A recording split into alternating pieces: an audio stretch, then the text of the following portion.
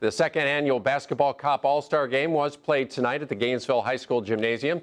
The two top players from each of Alachua County's high schools tipped off against law enforcement officers from various agencies around the county. Basketball Cop Bobby White says the law enforcement officers were out to avenge last year's loss. Yeah, the few that played last year, they want a little bit of revenge, obviously. Last year, it was short notice putting it together. This year, we have the same coach, which was one of our officers at the Gainesville Police Department. In the end tonight, it was extremely close, but no revenge for the police. High school All-Stars prevailed by a final score of 73-71. Multiple organizations, including Brothers in Action, are teaming up to host their annual Easter egg hunt. Free food will be provided, along with relay races and, of course, that egg hunt, containing more than 2,000 eggs for the kids. The egg extravaganza gives the public a chance to interact with public safety officials. And people are seeing those individual professionals, the law enforcement officers, the firefighters, the deputy sheriffs. You're seeing them not wearing a uniform, but engaging kids and just having fun and doing something that everyone did when they were little. The event is free, and anyone in the community is encouraged to come out. Two school resource officers decided to have a fun day for the students who had been on their best behavior. The games included tug-of-war, sack races, and they even had some water games. The event turned out to be an appreciation day for school resource officers as well. To the men and women that are out every single day in the schools in Gainesville, Alachua County, making sure that kids are safe. And they realize that it's not just keeping them safe in a classroom, it's keeping them safe mentally, giving them things to do, having an emotional connection for this. And in addition to the field games, there were multiple giveaways. As I know, often enough, they get a lot of bad publicity. They'll have one egg and a bunch of, in thousands, and that's always highlighted throughout the community. But the good that they do, and that they're people like you and me, but with big hearts. GPD and the school now plan to make this an annual event. 10 students from St. Patrick Catholic School competed in the Amazing Shake.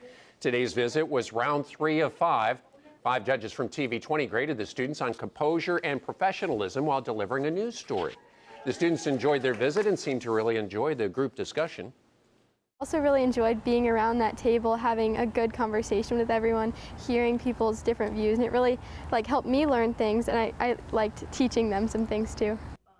The kids were excited about the discussion that covered current affairs such as the Gainesville biomass plant and racial disparities in education, because they said young students rarely get to have their opinion voiced.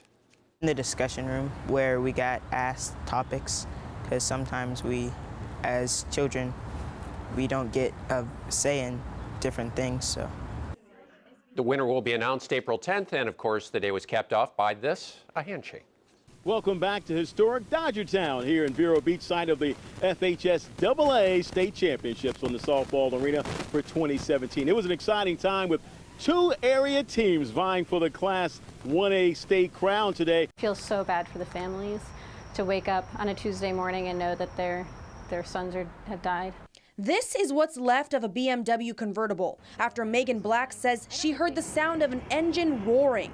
Then what sounded like a bomb going off and shook my entire house. It happened at the roundabout at Northeast 8th Avenue and 9th Street just after midnight. The driver, 20-year-old Christian Barker, and the passenger, 23-year-old Matthew Nakamura. I cautiously came out to see what happened and saw 2 BMW wheels on my porch. A hole in her wall and car parts everywhere. There are parts of the engine, a radiator in the backyard.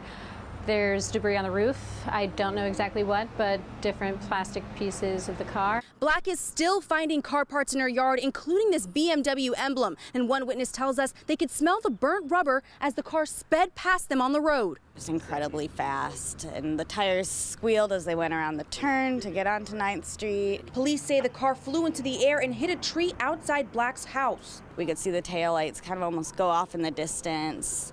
And that's when my boyfriend said that they shot up in the air. Barker was ejected from the car during the impact. I saw a man lying in the street, obviously very injured, still alive. Black says she saw the speedometer on the car reading 130 miles per hour. I mean, the way that the wheels flew from about, 50 feet from the tree into my porch, almost into my house. I think they were going faster than 70, which is what the police anticipated. Barker and Nakamura were pronounced dead at Shands Hospital.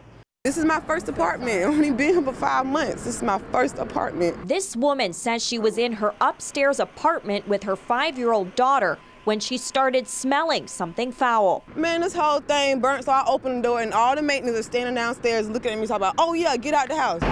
Gainesville Fire Rescue quickly responded to the Village Green Apartments in Northeast Gainesville. When I opened the door and they said to get out, that the apartment was on fire, and I looked out and I seen the smoke. So I just grabbed my purse and got out. Firefighters say the fire started in a bedroom in the first floor apartment. Heavy smoke spread throughout the entire building. We made entry, extinguished the fire. Luckily, there was nobody that was inside. Nobody got hurt. My kid's room is directly up above that. Their bunk bed is wooden, her dresser's wooden, her toys, sheets, everything is gone. Firefighters were able to put the fire out in a matter of minutes, but the damage will take longer to repair. For the next week or two, I'm gonna be stuck. And all they could do is take what is not damaged and put it into another apartment, which means I have to get used to another environment, and I was fine with what I was at. It's just too much. A very big day for Union County. Still, we'll have lots more on the Lady Tigers' victory in the Class 1A ranks coming up a little bit later tonight in sports. That'll wrap things up from here in Dodgertown in beautiful Vero Beach. Paige and David, back to you in the studio.